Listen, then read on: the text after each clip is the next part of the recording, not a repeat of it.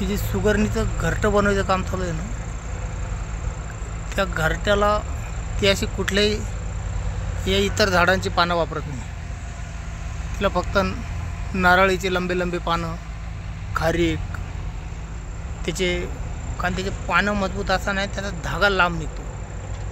तर ह्या पक्ष्यांना सुद्धा समजतं की आपण यातला कुठलं पान घरटं बनवण्यासाठी वापरतो. आणि जेवढा धागा लांब असेल तेवढं ते वरून खालीपर्यंत एक एक एक एक एक एक एक धागा ते ओवत चालतात. तर इथं काम चालू आहे.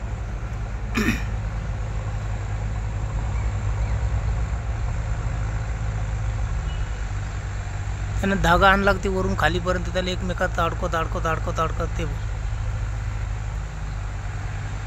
त्वचेनं अगदी बाहेर काढणार, बाहेरून एकदम मध्ये टाकणार, परत बाहेर येणार. अशा पद्धतीने ते वरून खालीपर्यंत सगळं एकमेकांमध्ये गुतवत आणतात.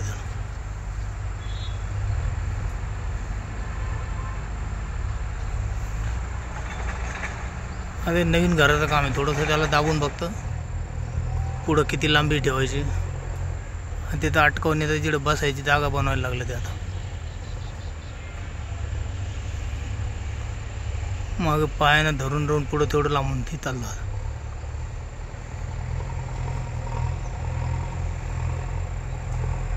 आता परत धागा घेऊन परत येणार ते.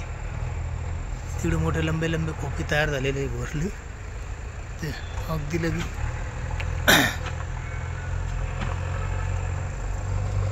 आणि घोसला पण ते खोपा पण अशा ठिकाणी लटकवतात की आता ही सगळी काटेरी झुडूप आहे. इथून तिथपर्यंत काटे आहे.